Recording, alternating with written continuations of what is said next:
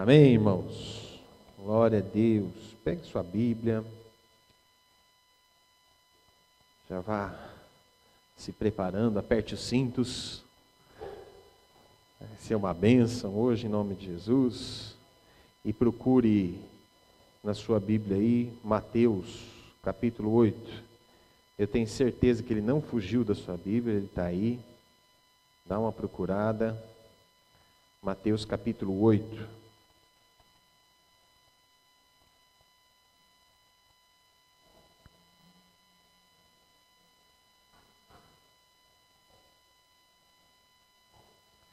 Um pastor desafiou a igreja a ler Marcos capítulo 17 durante a semana.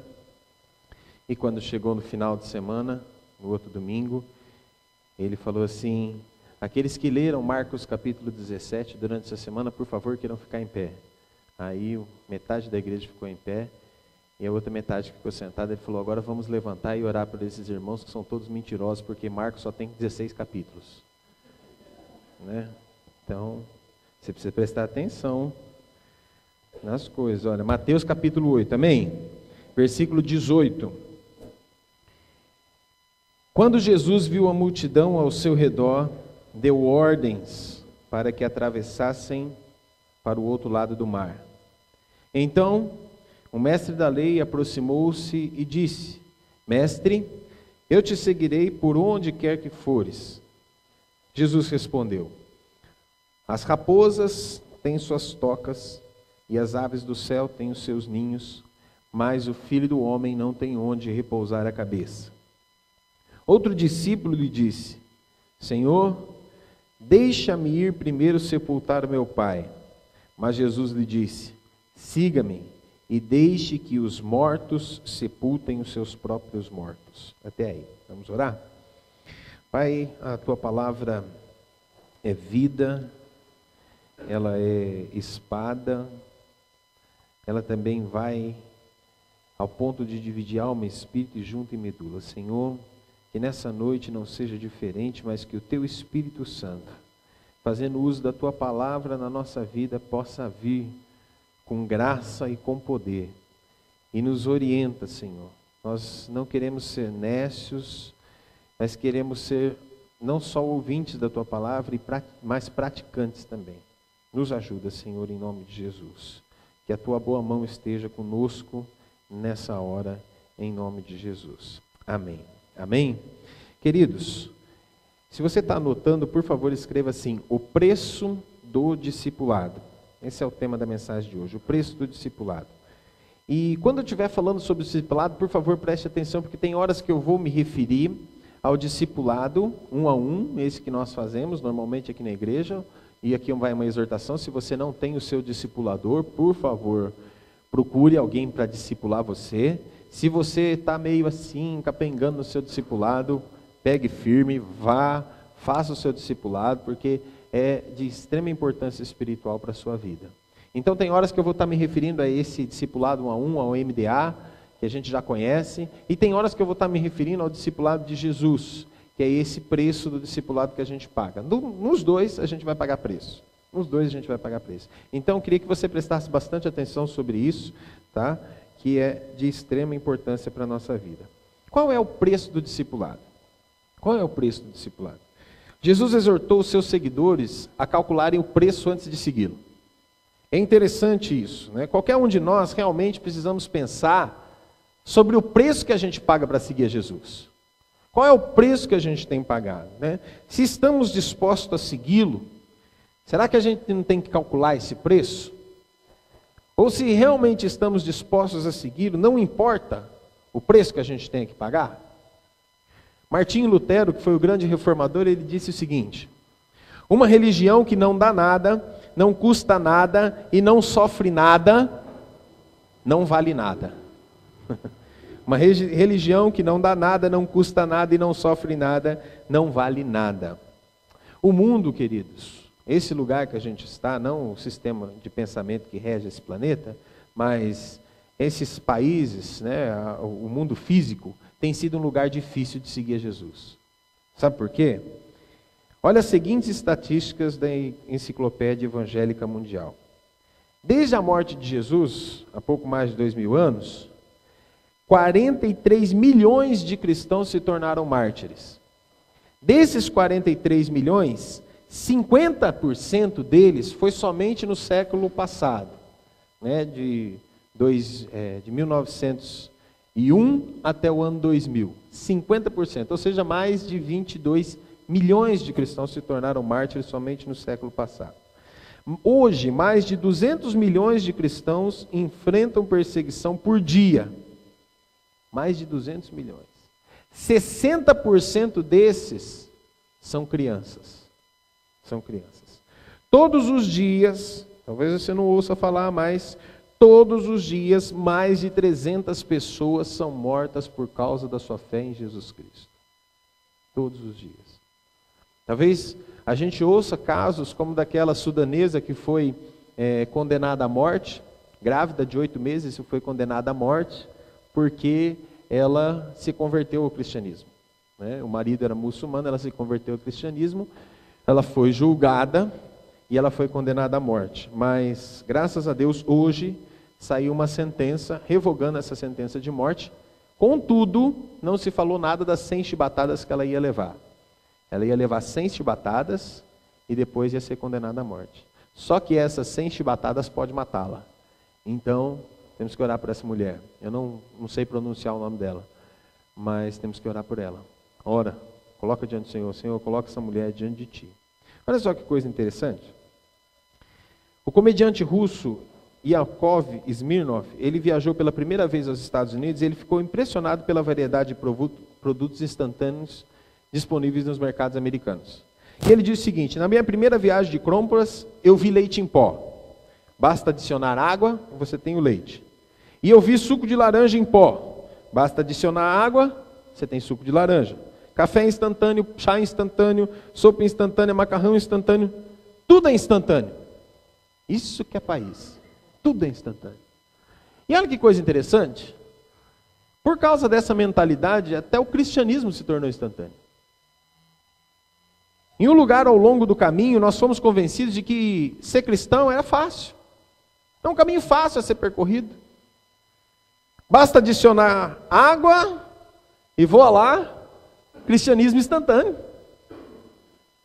Tudo que você tem que fazer é convidar Jesus para ser seu salvador pessoal, ir na igreja de vez em quando, fazer algumas orações, ler alguns textos bíblicos e pronto. Você pode continuar com a sua vida do jeitinho que está, você pode viver com seus próprios objetivos e ambições, você pode fazer o que você quiser da sua vida, você pode fazer as coisas do seu jeito e ainda assim você vai para o céu. Lê do engano. Lê do engano. É isso que Jesus pretendia? Confinar a gente dentro de salões e falar assim, ó, é aqui que vocês vão ficar, esperando o céu? É isso que Jesus pretendia? O que significa ser um seguidor de Cristo? Qual é a diferença entre um crente e um discípulo? E se como fazemos a nossa missão, o nosso objetivo como igreja é de fazer discípulos. Então, o que é que está acontecendo nas vidas das pessoas que frequentam a nossa igreja? Na vida das pessoas que frequentam a nossa célula? Nós estamos tornando as pessoas realmente discípulos de Jesus ou simplesmente bons crentes? Jesus nos chama os seus seguidores para calcular o preço do discipulado. Há uma diferença entre aqueles que seguem a Cristo por causa dos pães e dos peixes e aqueles que seguem a Cristo com todo o seu coração, com toda a sua alma, com toda a sua mente, com toda a sua força. Jesus mostrou essa diferença em seu ensinamento e hoje eu quero focar esse texto aqui. Então a primeira coisa que eu quero destacar é que há uma distinção entre a multidão e o discípulo. Diga assim para a pessoa que está ao seu lado, que você não seja parte da multidão, mas sim discípulo. Amém? Olha só, quando Jesus percebeu que a multidão foi aumentando, o povo foi chegando, se você ler antes, você vai ver que Jesus ele estava curando as pessoas. Ali versículo 17, né? Ele tomou sobre si, levou sobre si as nossas doenças. Se você voltar um pouquinho antes, você vai ver que várias pessoas foram curadas por Jesus. E aí a multidão começou a chegar. O povo começou a ouvir, opa, vamos para lá. E o que ele aconteceu? Ele instruiu os seus discípulos a atravessar do outro lado do mar da Galileia. Vamos atravessar do outro lado do mar. vamos embora, vamos fugir da multidão. Que coisa antagônica. Olha que coisa diferente. Hoje em dia parece que quanto mais multidão, melhor. Né? Se tem povo, então está abençoado. Se tem muita gente, está abençoado. Se não tem, não está. E Jesus faz exatamente o contrário. Opa, vamos fugir desse povo. Vamos fugir dessa multidão. É muita gente, vamos embora. E aí o que acontece? Antes deles entrarem no barco, chega um para ele e diz o quê? Mestre, eu te seguirei por onde quer que fores.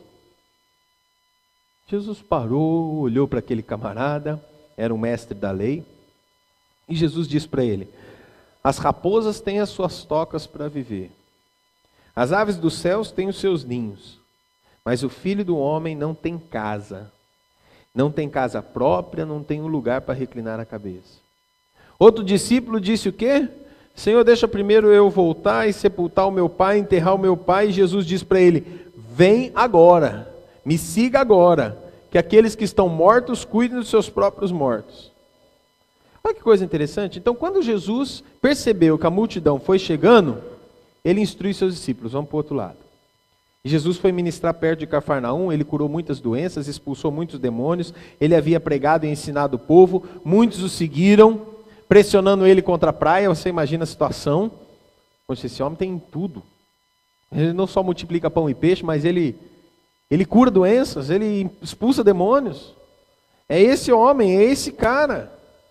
E aí, por que Jesus então ele fala, precisa ir para o outro lado? Por que ele quer fazer isso? Claro que sabemos que ele veio salvar, buscar e salvar aquele que estava perdido, e que ele tinha indicado muitas vezes que ele deve continuar andando de cidade em cidade e pregar boas novas ao reino, a gente sabe disso. Mas a forma como Mateus escreve o versículo 18 indica que o motivo de Jesus atravessar para o outro lado era muito mais do que alcançar as pessoas do outro lado. Mateus escreve: quando Jesus percebeu quão grande multidão, então o motivo de Jesus, ele percebeu que tinha algo que não estava certo ali. Talvez ele tivesse percebido que o povo tinha crescido demais. Ele alimentou 5.000 homens, alguns dias atrás. Só homens, né? Fora as mulheres e crianças. Dava aí, cada homem, vamos supor que cada homem tinha aí um filho, uma esposa, então mais ou menos umas 15.000 pessoas. Jesus alimenta esse povo todo. Mas acho que é mais provável que ele observou no meio da multidão pessoas com desejo de segui-lo unicamente com base nos seus milagres, não com o desejo de mudar. E aqui eu vou abrir um parênteses para a gente.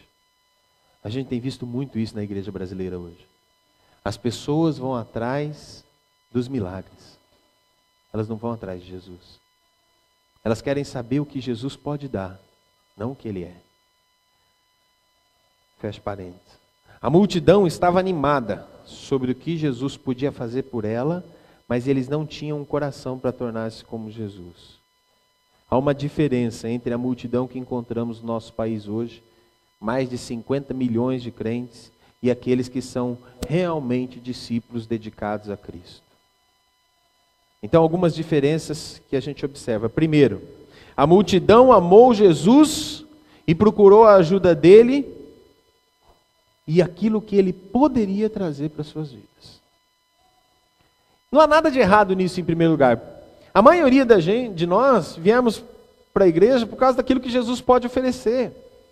Talvez a gente estava com um problema no casamento, a gente estava com um problema com o filho, a gente estava com um problema na faculdade, a gente estava com um problema no emprego, estava com um problema de enfermidade em nós mesmos ou na própria família, e a gente acabou vindo.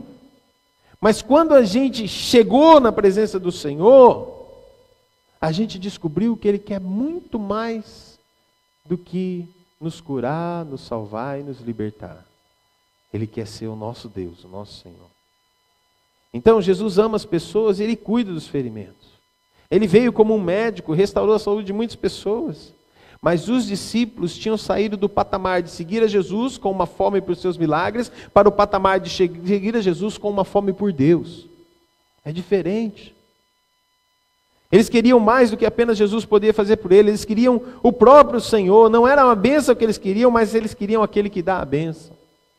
A segunda diferença é que o público gosta de ouvir os ensinamentos de Jesus, mas os discípulos queriam pensar como Jesus, orar como Jesus e agir como Jesus. Como é que está você hoje? Você quer ouvir os ensinamentos ou você quer ser como Jesus? Você quer ser como o Senhor? Esses dias atrás eu vi um camarada, talvez tenha curiosidade de ver, eu vi, ele pegou e tatuou no peito dele aqui, no lado esquerdo do peito, a cara do Ronaldinho Gaúcho. E eu falei assim, não, o camarada já é feio, né? Ainda tatuar a cara dele no peito, não, é loucura, loucura, loucura, loucura. E ele disse que o sonho da vida dele é ser como o Ronaldinho Gaúcho. E você pode achar um absurdo isso. Mas só que nós temos milhões de crianças querendo ser como Neymar. Nós temos milhões de crianças querendo ser como o Kaká, como o outro jogador de futebol aí, sei lá o nome. E assim vai. Milhões de jovens e adolescentes querem ser como as meninas, como a Miley Cyrus, é assim que fala? Miley Cyrus. É? E os camaradas, embora eles não confessem, os homens, mas eles dariam tudo para ser o Zac Efron. Eles falam que não, mas dá, com certeza. Esses são os ídolos de hoje. E as pessoas fazem de tudo para ser como eles são. Eles imitam as roupas que eles têm, eles fazem os penteados que eles têm, pintam as unhas como eles pintam, e tudo mais. E quando a gente fala sobre imitar Jesus, sabe o que as pessoas falam? Está ficando louco? Você pirou imitar Jesus. Para com isso.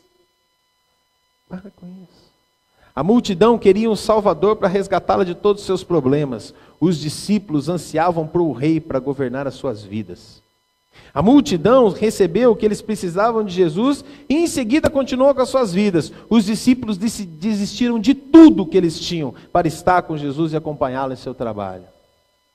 Mateus era um coletor de impostos, esse mesmo que escreve. E no capítulo 9, versículo 9, está ali a decisão da vida dele. Jesus passa na coletoria, são 220 coletores de impostos, 110 de um lado e 110 do outro. Mateus estava no meio deles. Jesus passa, olha para Mateus e fala, me segue. A Bíblia diz assim, ele se levantou e o seguiu. Ele decidiu a vida dele em 2 segundos. E a gente fica retardando para decidir a nossa vida. E o Senhor vem, meu filho, me entrega, se entrega para mim, e a gente fica retardando, a gente fica retardando, a gente fica retardando. A definição mais simples de discípulo, queridos, é estudante, aquele que aprende. É uma definição mais simples. Mas discípulo é muito mais do que isso. Um discípulo é alguém que segue o mestre. Um discípulo é aquele cuja vida é moldada pelo ensinamento do mestre. É alguém que se torna como mestre em todos os sentidos, quando adota os valores, atitudes, ações e princípios do mestre. Em suma, um discípulo é moldado em uma imagem do mestre. Charles Swindoll, ele dá uma ilustração bem interessante. E ele fala assim, vamos fingir que você trabalha para mim. Na verdade, você é meu assistente executivo em uma empresa que está crescendo rapidamente. Eu sou o dono e estou interessado em expandir para o exterior. Para conseguir isso, eu faço os planos de viajar para o exterior e ficar lá com uma nova filial em torno de 6 a 8 meses, até que essa filial seja estabelecida. Eu faço todos os arranjos para levar minha família, me mudar para a Europa e ficar lá esse tempo. E deixo você no comando da organização. Você é meu assistente executivo. E eu digo a você que eu vou escrever para você regularmente as instruções que você necessita para dar prosseguimento na empresa. Eu saio e você fica. E os meses se passam, um fluxo de cartas são enviadas da Europa, são recebidas por você na sede nacional, e eu soletro todas as minhas expectativas para você. Finalmente eu volto. E logo após minha chegada, eu me dirijo ao escritório e o que eu vejo me deixa meio atordoado. A grama e as ervas daninhas na frente do escritório estão tomando conta. Estão sem cortar faz tempo. Algumas janelas do escritório estão quebradas, essas que não estão quebradas estão sujas. Eu entro na sala da recepcionista e eu encontro ela fazendo as unhas, mascando chiclete e ouvindo funk. Eu olho em volta e percebo que as lixeiras estão transbordando. O tapete não é aspirado há semanas e ninguém parece preocupado se o proprietário voltou. Eu pergunto sobre o seu paradeiro e alguém na sala lotada me informa que você está logo ali na frente. Acho que ele está lá embaixo. Perturbado, eu vou te procurando e encontro você terminando um jogo de xadrez com o nosso gerente de vendas. Eu peço para você para entrar no seu escritório, que foi temporariamente transformado numa sala de televisão para assistir a sessão da tarde. O que está acontecendo? E você me responde, o que você quer dizer? E eu digo, olhe para esse lugar, você não percebeu, não recebeu nenhuma das minhas cartas? Aí você responde, cartas? Claro que recebi, tenho todas elas. Olha, por uma questão tivemos de fazer um estudo de cada carta que você mandou toda sexta-feira. Toda sexta-feira a gente estudou cada carta que você mandou. Olha, nós temos ainda o pessoal dividido em pequenos grupos para discutir muitas das coisas que você escreveu. Algumas das coisas que você escreveu realmente são interessantes. E você ficará satisfeito em saber que nós nos comprometemos em memorizar as suas frases e os seus parágrafos. Alguns até memorizaram cartas inteiras. Grandes coisas tem nessas cartas. Aí você volta para mim e eu volto para você e digo, ok, você tem minhas cartas. Você estudou as minhas cartas, você meditou sobre elas, discutiu e até mesmo memorizou, mas o que você fez com elas? E a sua resposta? Fazer? Nós não fizemos nada. Você está fazendo alguma coisa? O que você está fazendo? Jesus nos chama do campo da discussão para o campo da ação. Chega de discutir, vamos agir. Chega de falar que é bonito ser discipulado, vamos fazer o discipulado. Chega de falar que é bonito a gente ir na célula, vamos na célula. Chega de falar que é bonito a gente ganhar as pessoas para Jesus, vamos ganhá-las. Chega de viver baseado no que os outros te contam. Viva baseado nas suas próprias experiências. Você já tomou a decisão de se comprometer com Jesus? Jesus chama você para fora da multidão. Ele chama você para o discipulado a fim de tornar você um discípulo. E para ser um discípulo é preciso fazer alguma coisa. A gente deve cruzar com Jesus para o outro lado. Nós devemos sair da multidão e entrar no barco. Nós devemos nos comprometer com Ele, viajar onde Ele viajava, fazer o que Ele fazia, viver como Ele sendo o centro das nossas vidas dia após dia. Se você não tomou a decisão de fazer isso, eu quero encorajá-lo a fazer isso hoje. Você está no barco com o Senhor, ou você está satisfeito de que quando Jesus aparece ocasionalmente para cuidar de um problema que você está enfrentando? Onde está você hoje com Jesus? Para entender melhor essa chamada ao compromisso, Mateus fala sobre duas pessoas que se aproximam de Jesus, com o desejo de se tornarem seus discípulos. Um chega para Jesus e diz que vai segui-lo onde quer que fosse. Outro pede permissão para retornar à sua família. Nós vamos olhar cada um desses nesses nossos pontos finais. Segundo lugar, eu quero que você destaque, escreva assim, seguir Jesus custa algo. Diga para o seu irmão assim, se você for seguir a Jesus, saiba que custa algo. Amém? Olhe para a conta do escriba aqui, versículo de número 19. Ele disse assim, mestre, eu te seguirei por onde quer que fores. A gente não sabe quem que é esse mestre da lei, a Bíblia não fala dele. A gente não encontra nada sobre o seu passado. Só que nos tempos dos escribas e os professores que seguiam Jesus ao longo do tempo, esse foi um dos poucos que responderam a Cristo com desejo de se tornar o seu discípulo. Eu vou te seguir por onde quer que fores. Mas Jesus, ele para ali e fala assim, opa, peraí. Talvez esse homem tenha sido um dos que ouviu ele no Sermão do Monte, há 3 capítulos atrás. E ele viu Jesus fazer milagres de cura em Cafarnaum, e agora ele quer saber mais, ele quer conhecer mais, ele quer se tornar um discípulo de Cristo. Mas Jesus não recebe ele de braços abertos. Não, pode vir, vem logo. Não, Jesus não faz isso não. Jesus fala, espera aí, não é bem assim. Jesus pede para esse escriba calcular o preço. Ele fala para o mestre da lei assim, opa, calcule o preço. Olha só, seguir a Jesus, queridos, tem um preço para a gente. Não é de graça. Não é de graça. A salvação sim é de graça. Mas seguir a Jesus tem um preço. Trata-se de sacrifício. Nenhum servo está acima do seu mestre, e obviamente se não está acima do seu mestre, a gente tem que obedecê-lo.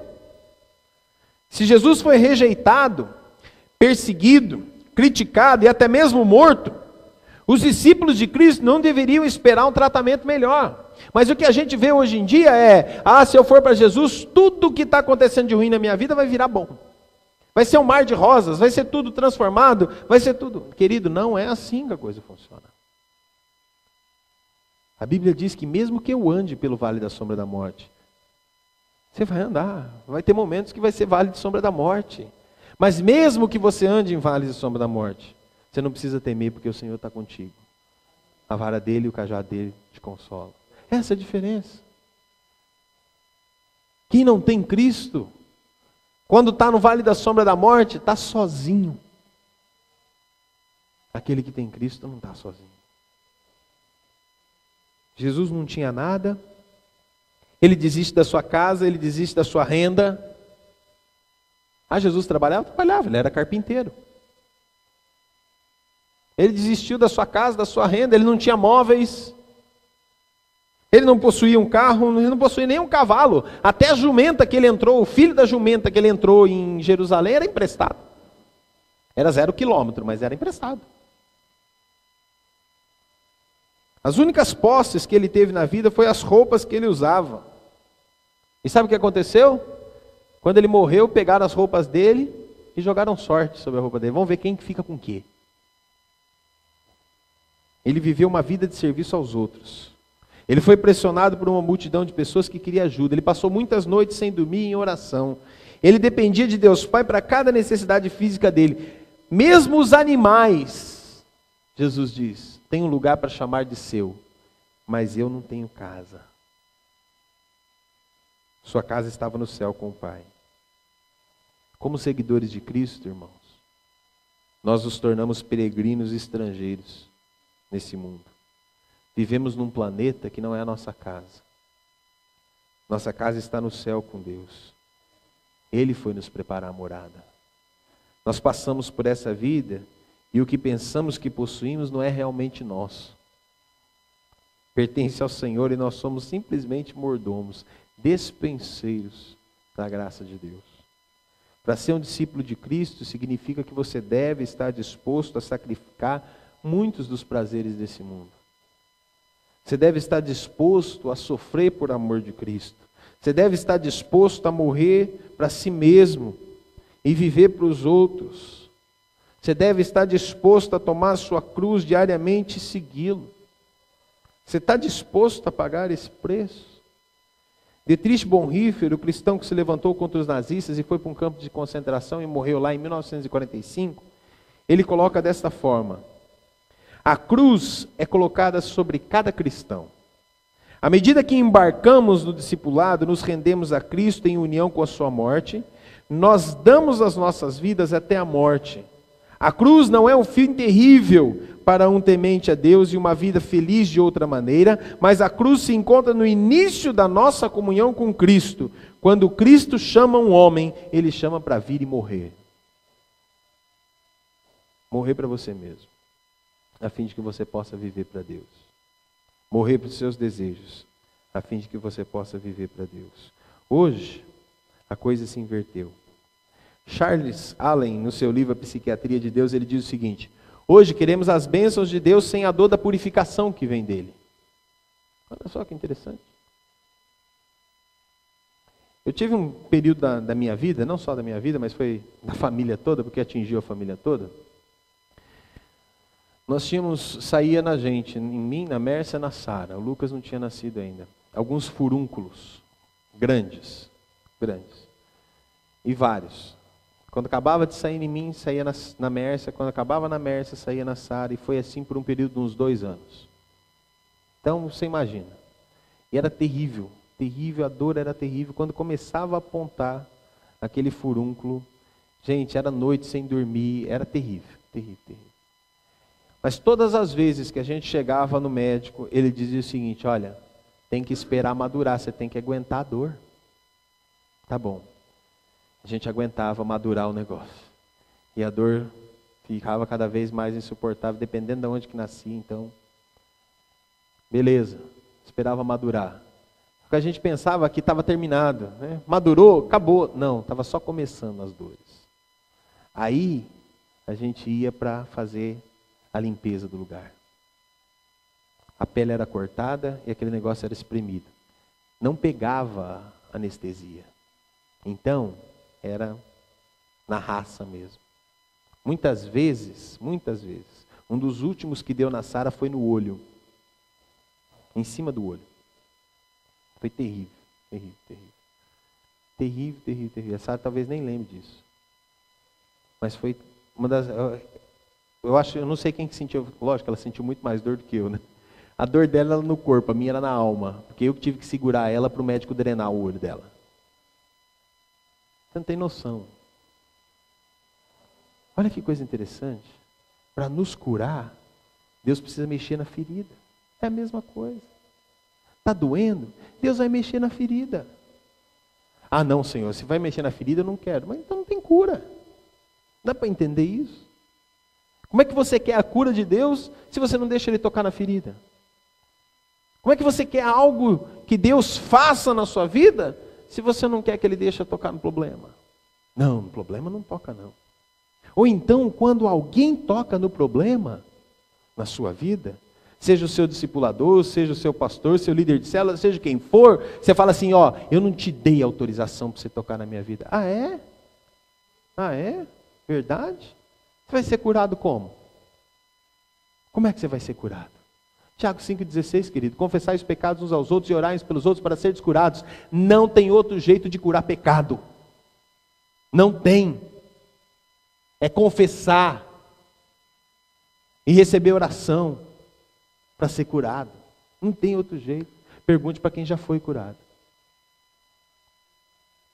Queremos as bênçãos sobre como fazer amigos, como ter paz de espírito, como se esquecer dos nossos medos, mas devemos nos lembrar que Cristo veio para nos tornar homens bons, em vez de fazer-nos sentirem apenas bem. Jesus veio para transformar você, não para deixar você bem. Aí eu vou na igreja, eu me sinto tão bem. Não é o alvo de Jesus na sua vida, querido. O alvo dele é transformar você, é mudar você. Ser um discípulo de Jesus significa eu entrar em treinamento para torná-lo meu rei. Ele veio me disciplinar. Ele vai me disciplinar e Ele vai me treinar através das provações e das dificuldades. E tudo isso é feito por amor, não é para me prejudicar. Tudo é feito para me tornar mais forte, para me tornar pronto para o reino. O nosso Pai Celestial vai nos levar através de um regimento de disciplina para nos tornar totalmente iguais a Jesus. Será que a gente está disposto realmente a pagar o preço? Será que a gente está disposto a sacrificar tudo para chegar a Jesus? Será que a gente pode dizer, realmente, meu coração é teu, Senhor? Será que estamos dispostos a entrar no barco? Mesmo que signifique que a gente vai enfrentar tempestade no lago?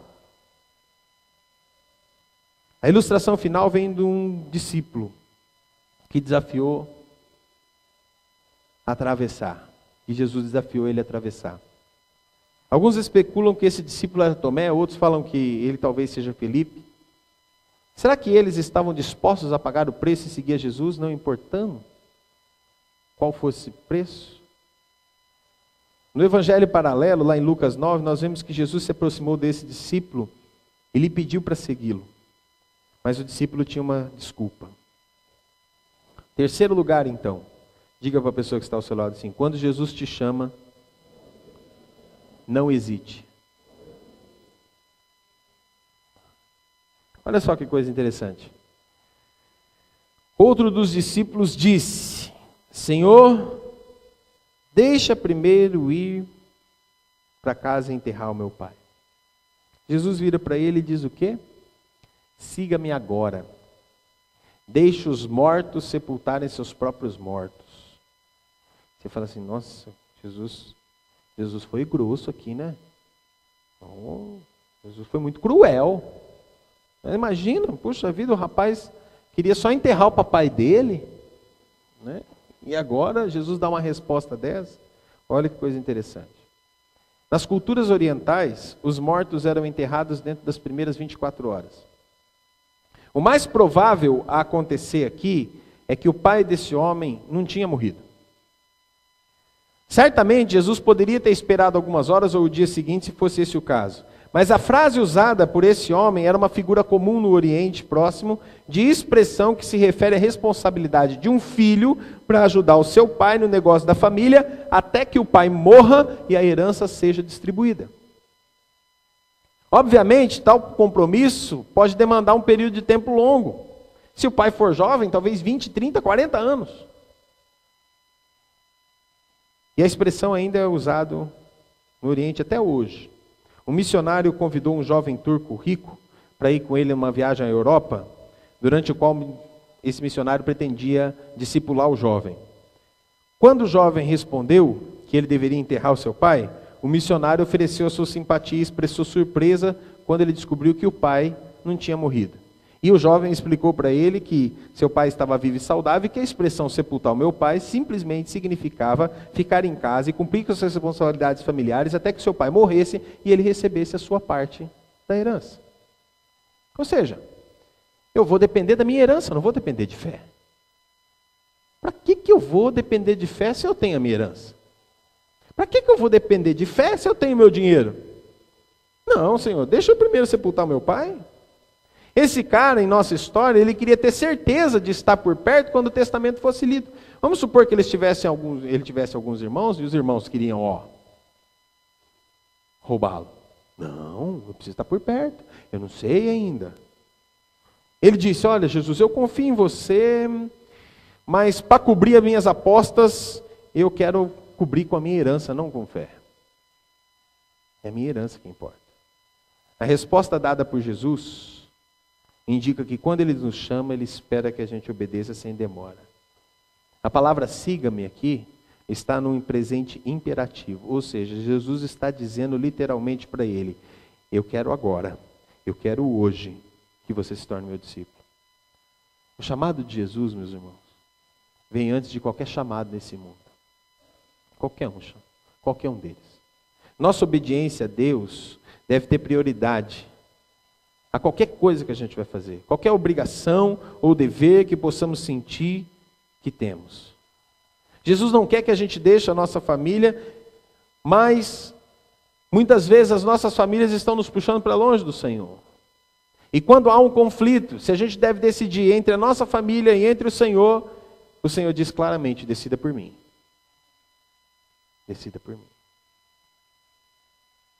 Aquele que não amar mais a mim do que seu pai, sua mãe, sua esposa, seu filho, seu tio, sua tia, seu avô, sua avó. Aquele que não me amar mais, não é digno de mim. Não é digno de mim. Mesmo que as nossas desculpas pareçam nobres e cheias de boas intenções, eles estão nos impedindo de seguir a Cristo.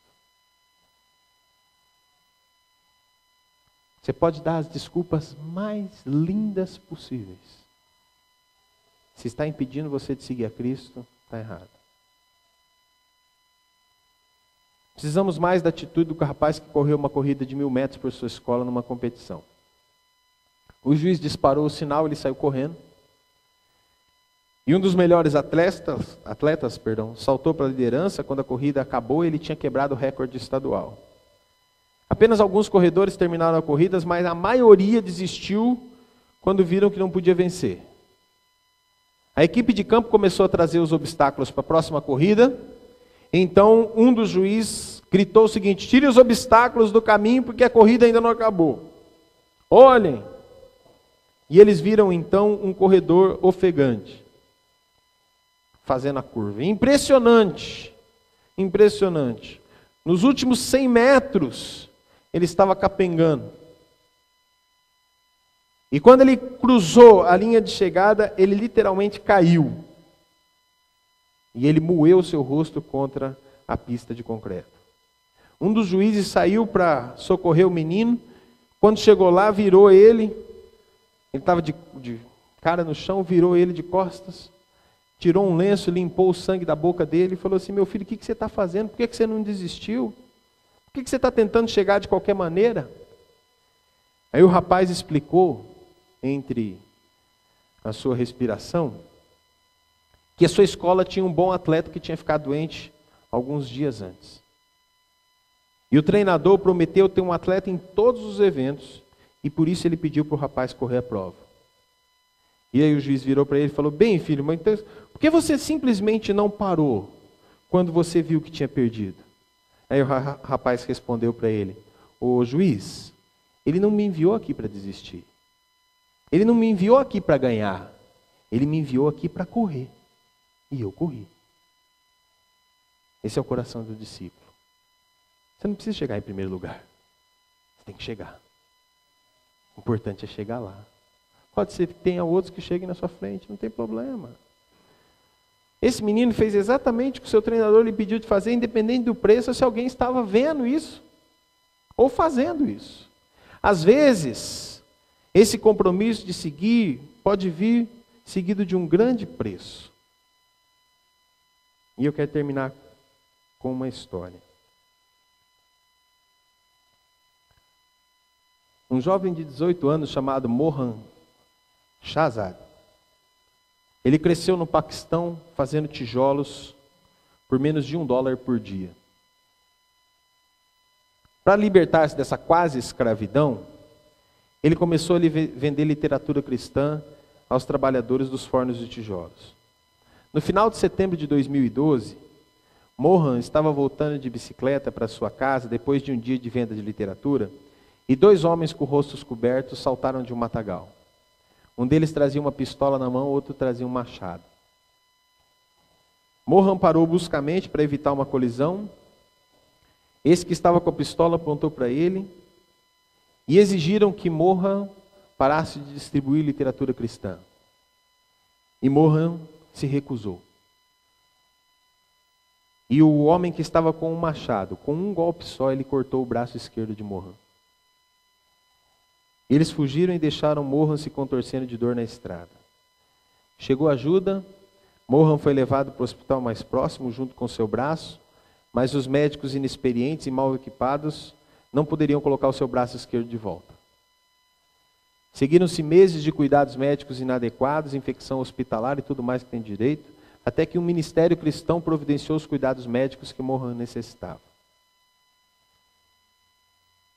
Mohan disse depois que ele pretendia retomar as atividades de redistribuição de literatura cristã, e ele ia encontrar uma maneira de continuar a obra que Deus lhe chamou para fazer. E ele disse o seguinte: eu perdi meu braço esquerdo, e mesmo que cortem fora outras partes do meu corpo, eu estou pronto para isso.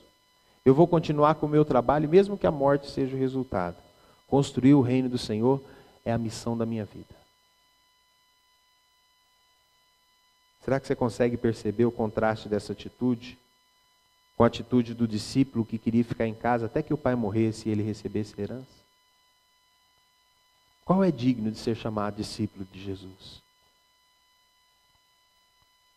Você vai calcular o preço? Você vai sair da multidão e entrar no barco com ele? Você realmente vai seguir Jesus? Esse é o preço que a gente tem que pagar. Mestre, eu te seguirei por onde quer que fores. As raposas têm as suas tocas, as aves dos céus têm os seus ninhos, mas o filho do homem não tem onde repousar a cabeça. Senhor, deixa-me ir primeiro sepultar o meu pai.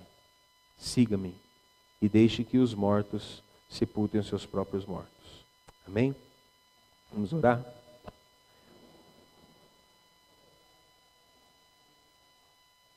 Senhor, nessa noite, Pai, a gente quer reconhecer que existe um preço de te seguir.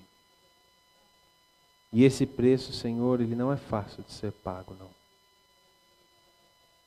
É um preço, Senhor, que muitas vezes é difícil. Mas a gente pode dizer, como Felipe disse, Senhor, para onde iremos nós? Só Tu tens as palavras de vida eterna. Só o Senhor tem as palavras de vida eterna. Nós não queremos desistir não, Senhor. Muitas vezes parece difícil a caminhada, mas a gente sabe que se não fosse o Senhor por nós, os homens teriam nos engolido vivos, Senhor.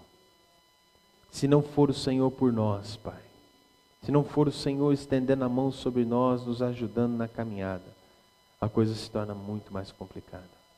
Obrigado porque um dia o Senhor nos resgatou do império das trevas.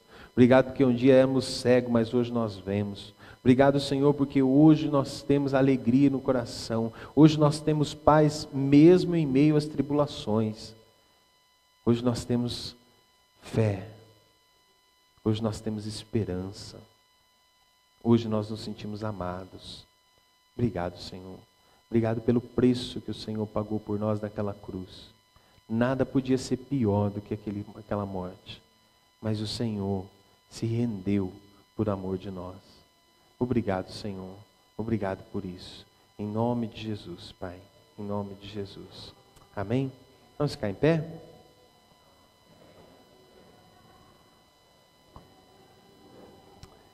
Amém? Faça assim com a sua mão. Que o Senhor te abençoe, o Senhor te guarde, que o Senhor faça resplandecer o seu rosto sobre ti e tenha misericórdia de ti. Que a graça de nosso Senhor e Salvador Jesus Cristo, o amor de Deus, o nosso Pai, a comunhão, a consolação e a unção do Espírito Santo de Deus esteja com você, com a sua casa e com todos os nossos irmãos espalhados pela face da terra, hoje e sempre. Amém. Amém.